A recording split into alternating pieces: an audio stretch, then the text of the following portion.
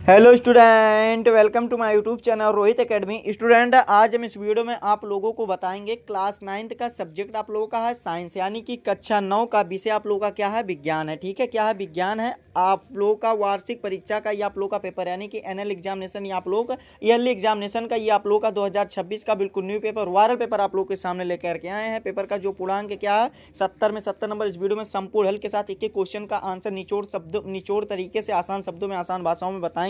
आप लोग को जानकारी के लिए बता दो, पेपर का जो कोड है ए है। आप लोगों की जानकारी के लिए एक चीज़ और बता दे बाबू, ये जो पेपर है सभी को स्कूल कॉलेज में, सभी डिस्ट्रिक्ट में यहीं से आप लोगों का क्वेश्चन पूछा जाएगा। और आप लोगों का यहाँ पर खंड आ स्टार्ट होता है, यहाँ से आप लोगों का बहुविकल्पीय क्वेश्चन दिया गया, जिसमें आप लोगों का भौतिक विज्ञान के उपखंड का क्वेश्चन दिया गया। 20 MCQ आप लोगों का पेपर का पैटर्न में है और बाकी 50 नंबर वर्णनात्मक क्वेश्चन है। ठीक है, चलिए बिना देरी के अपने क्वेश्चन पर आते हैं।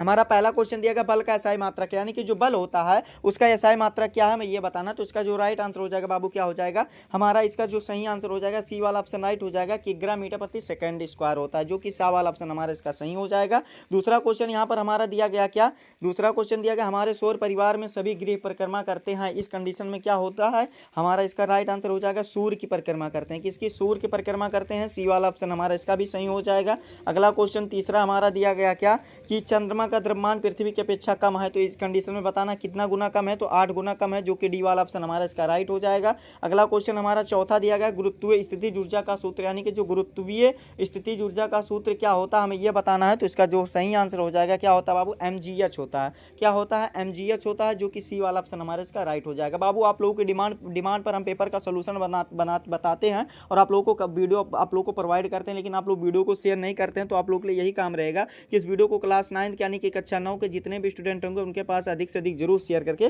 पहुंचा दीजिएगा। ठीक है, चलिए अगला क्वेश्चन पांचवा देखते हैं। पांचवा क्वेश्चन दिया गया, तरंग दैर्घ्य यानी कि लैम्डा और आवृत्ति एन तथा तरंग की चाल वी में संबंध है, यानी कि बी में कितना संबंध है हमें यह बताना। तो इसका जो राइट आंसर हो जाएगा, क्या हो जाएगा हमारा, इसका जो सही आंसर हो जाएगा कौन सा, सी वाला ऑप्शन राइट हो जाएगा। लैम्डा बराबर क्या हो जाएगा यहाँ पर, लैम्डा बराबर बी अपान क्या हो जाएगा, एन हो जाएगा। ठीक है, फिर अगला क्वेश्चन 6 वाला, यानी कि छठा क्वेश्चन हमारा दिया गया क्या कि हर्ट्ज मात्रक है, यानी कि हर्ट्ज जो है वो किसका मात्रक हमें ये बताना है। तो इसका राइट आंसर जो हो जाएगा आवृत्त का मात्रक है, किसका, आवृत्त का मात्रक है, जो कि बी वाला ऑप्शन इसका सही हो जाएगा। ठीक है, फिर अगला क्वेश्चन देखिए, यहाँ पर 7वां क्वेश्चन दिया गया है कि ध्वनि की चाल अधिकतम होती है, यानी कि ध्वनि की चाल अधिकतम किसमें होती है हमें ये बताना। तो इसका जो राइट आंसर हो जाएगा बाबू, ठोस में होती है। किसमें होती है, ठोस यानी कि सॉलिड में होती है। ठीक है, इस प्रकार से भौतिक विज्ञान से आप लोगों का 7 क्वेश्चन पूछा गया था, जो कि 7 नंबर भी कंप्लीट हो गया। आप लोगों का यहाँ से क्वेश्चन दिया गया, उपखंड खा दिया गया, जो कि रसायन विज्ञान यानी कि केमिस्ट्री का क्वेश्चन दिया गया। इसमें 8वां क्वेश्चन पूछा गया, जल का क्वथनांक 100 डिग्री सेंटीग्रेड है, यानी कि सेल्सियस है, तो यह केल्विन में कितना होगा, यानी कि यह केल्विन में कितना होगा हमें यह बताना है।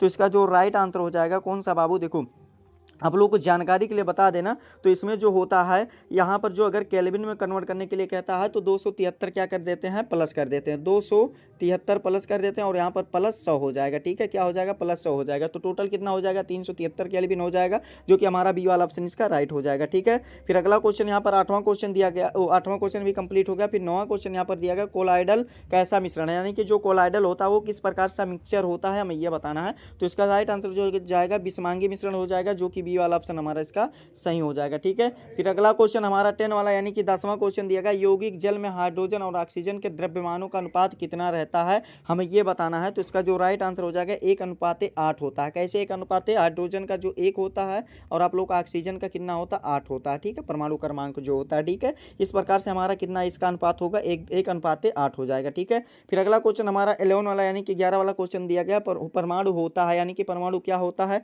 हमें यह बताना है। तो इसका सही आंसर हो जाएगा एक उदासीन कण होता है, जो कि सी वाला ऑप्शन हमारा इसका राइट हो जाएगा। अगला क्वेश्चन 12 वाला, यानी कि 12 वाला दिया गया, परमाणु का समस्त द्रव्यमान पाया जाता है, यानी कि परमाणु का समस्त द्रव्यमान किसमें पाया जाता है हमें यह बताना। तो प्रोटॉन व न्यूट्रॉन दोनों में पाया जाता है, जो कि डी वाला ऑप्शन हमारा इसका सही हो जाएगा। ठीक है, फिर अगला क्वेश्चन यहाँ पर दिया गया, क्या समझिएगा, अगला क्वेश्चन दिया गया है कि कक्षा में उपस्थित अधिकतम इलेक्ट्रॉनों को बोर-बरी के किस सूत्र से दर्शाया जाता है हमें यह बताना है। तो इसका जो सही आंसर हो जाएगा 11 का, यानी कि हमारा जो इसका 13 का राइट आंसर हो जाएगा 2n² से दर्शाया जाता है, जो कि डी वाला ऑप्शन हमारा इसका राइट हो जाएगा। ठीक है, उपखंड का यहाँ से हमारा बायोलॉजी यानी कि जीव विज्ञान पार्ट से क्वेश्चन दिया गया, जिसमें हमारा 14 वाला क्वेश्चन दिया गया कि गेहूँ का रस्ट किसके द्वारा उत्पन्न होता है हमें यह बताना। तो इसका जो राइट आंसर हो जाएगा कवक द्वारा उत्पन्न होता है, जो कि डी वाला ऑप्शन हमारा इसका सही हो जाएगा। फिर अगला क्वेश्चन 15 वाला हमारा दिया गया, माइटोकॉन्ड्रिया का संबंध है, यानी कि माइटोकॉन्ड्रिया का संबंध किससे होता है, हमें ये बताना है। तो इसका जो सही आंसर हो जाएगा श्वसन से संबंध होता है, जो कि बी वाला ऑप्शन हमारा इसका राइट हो जाएगा। फिर अगला क्वेश्चन 16 वाला दिया गया है कि कोशिकीय ऊर्जा संचित होती है, यानी कि कोशिकीय ऊर्जा किसमें संचित होती है, किसके द्वारा संचित होती है, हमें ये बताना है, यानी कि किसमें संचित होती है ये बताना। तो एटीपी में संचित होती है। तो आप लोग की जानकारी के लिए बता दे बाबू, जो एटीपी का फुल फॉर्म होता है क्या होता है, एडेनोसिन ट्राइफॉस्फेट होता है। ठीक है, ये आप लोगों का ये क्या होता है, एटीपी होता है। ठीक है, ये कोशिकीय ऊर्जा का मुख्य जो रूप से होता है एडेनोसिन ट्राइफॉस्फेट में के रूप में माइटोकॉन्ड्रिया में संचित होती है। ठीक है, ये वाला भी कंप्लीट हो गया। फिर अगला क्वेश्चन 17 वाला दिया गया कि जीवन की भौतिक आधार है, यानी कि जीवन की भौतिक आधार क्या है, हमें ये बताना। तो इसका जो सही आंसर हो जाएगा 17 का राइट आंसर जीव द्रव्य हो जाएगा। क्या हो जाएगा, जीव द्रव्य हो जाएगा। जो कि अगला हमारा क्वेश्चन दिया गया 18 वाला कि पौधों की मोटाई पर वृद्धि होती है, यानी कि पौधों की मोटाई पर वृद्धि किस प्रकार से होती है, हमें ये बताना है। तो इसका जो सही आंसर हो जाएगा कैम्बियम से होती है, जो कि डी वाला ऑप्शन हमारा इसका राइट हो जाएगा। 19 वाला क्वेश्चन दिया गया है कि पेशी ऊतक का कार्य है, यानी कि पेशी ऊतक का कार्य क्या होता है, हमें ये बताना। तो गति करना होता है, जो कि हमारा कौन सा होता है, ये ए वाला ऑप्शन राइट हो जाएगा। पेशी ऊतक का शरीर में गति और संचालन के लिए जिम्मेदारी होता है। ठीक है, फिर अगला क्वेश्चन 20 वाला यानी कि 20 वाला क्वेश्चन दिया गया निम्नलिखित में से कौन सी हरी खाद है, यानी कि हरी खाद कौन सी, हमें ये बताना। तो ऊंचा है, क्या है यहाँ पर जो राइट आंसर हो जाएगा ये ऊंचा रहना चाहिए बाबू, ढेंचा है, क्या है, इसी को ऊंचा है, एक फलीदार फल होता है बाबू, जिसका उपयोग आमतौर पर हरी खाद के रूप में किया जाता है। ठीक है, तो ये वाला भी कंप्लीट हो गया। फिर अगला क्वेश्चन हमारा दिया गया क्या, अगला क्वेश्चन यहाँ पर वर्णनात्मक क्वेश्चन हमारा क्या दिया गया है, उपखंड का दिया गया है, जो कि वर्णनात्मक क्वेश्चन स्टार्ट होता है यहाँ से। लघुत्तरीय क्वेश्चन आप लोगों का दिया गया क्या, जिसमें क्वेश्चन पूछा गया क्या दिया गया, देखिए ध्वनि क्या है और यह कैसे उत्पन्न होती है, हमारे विद्यालय के घंटे ध्वनि कैसे उत्पन्न करती है, ये हमें बताना है। तो ये मोस्ट इंपॉर्टेंट क्वेश्चन है। तो देखिए जितना भी क्वेश्चन आप लोग को बता रहे हैं, आप लोग को समझा रहे हैं, आप लोग सभी क्वेश्चन का आंसर आप लोग तैयार कर लीजिएगा। देखिए इसका आंसर क्या लिखिएगा क्या, इसका आंसर लिखिएगा ध्वनि, हेडिंग बना लीजिएगा, या आप लोग ऐसे लिखिएगा साउंड है। ठीक है, साउंड है, इसमें लिखिएगा कि ध्वनि एक प्रकार की ऊर्जा है जो कानों को सुनने में संवेदना उत्पन्न करती है और यह वस्तुओं को कंपन से उत्पन्न होती है। और आपके विद्यालय में घंटी जब बजाई जाती है तब वह धातु के प्लेट और कटोरी कंपन करती है और ये कंपन आपस की हवा को संचारित होते हैं, जिससे ध्वनि तरंगे बनती है और यह हमारे कानों तक मतलब पहुंचती है। ठीक है, ये वाला भी हमारा आंसर लिख करके बाबू 4 नंबर कंप्लीट होगा। जितना भी क्वेश्चन बता रहे हैं सभी को कॉपी में लिख लीजिएगा। वीडियो को आप लोग शेयर नहीं कर रहे हैं तो वीडियो को जरूर शेयर कर दीजिएगा। ठीक है, फिर अगला क्वेश्चन दूसरा दिया गया, बल क्या है, इसका मात्रक बताइए। बल को स्पष्ट करने के लिए 2 उदाहरण दीजिए। ठीक है, ये 4 नंबर का क्वेश्चन दिया गया है। तो इसका आंसर क्या लिखिएगा, इसका आंसर लिखिएगा बल लिखिएगा, इसमें लिखिएगा बल कब में लिखिएगा, वह बाह्य कारक जो किसी वस्तु के विराम अवस्था से गति की अवस्था में दिशा या आकार में परिवर्तन करता है या करने का प्रयास करता है, बल कहलाता है।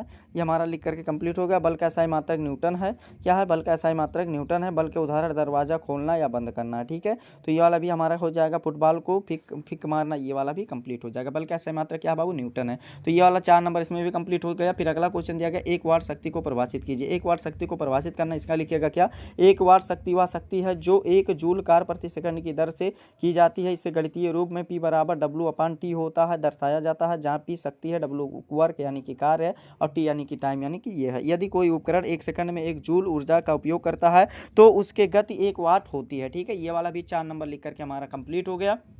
अगला क्वेश्चन दीर्घोत्तरीय क्वेश्चन दिया गया, जो कि आप लोगों को यहाँ से क्वेश्चन दिया गया। तो सभी क्वेश्चन को स्क्रीन पर दिखा दे रहे हैं, आप लोग इसको अच्छे तरीके से जरूर तैयार कर लीजिएगा। सभी मोस्ट इंपॉर्टेंट क्वेश्चन है। देखिए उपखंड खा यहाँ से हमारा दिया गया, जिसमें से इलेक्ट्रॉन, प्रोटॉन तथा न्यूट्रॉन की खोज किसने की थी, यह तीनों कितना विद्युत आवेश होता है, ये हमें बताना। 4 नंबर का क्वेश्चन है। तो चलिए इसका आंसर आप लोग को बता देते हैं। क्या इसका आंसर आप लोग को बता देते हैं एंड आप लोग को समझा देते हैं। ठीक है, मोस्ट इंपॉर्टेंट जितना भी क्वेश्चन बता रहे हैं ना बाबू, सब मोस्ट इंपॉर्टेंट है। तो इसका आप लोग इलेक्ट्रॉन, प्रोटॉन, न्यूट्रॉन की खोज आप लोग तैयार कर लीजिएगा। ये तीनों आप लोग कितना आवेश देते हैं, इसको भी तैयार कर लीजिएगा। ठीक है, फिर अगला क्वेश्चन यहाँ पर दिया गया है, ये वाला यौगिक से आप क्या समझते हैं, यौगिक के 2 विशेषताएं बताना। तो ये भी मोस्ट इंपॉर्टेंट क्वेश्चन है, कंपाउंड के बारे में बताना, तो इसको भी तैयार कर लीजिएगा अच्छे तरीके से।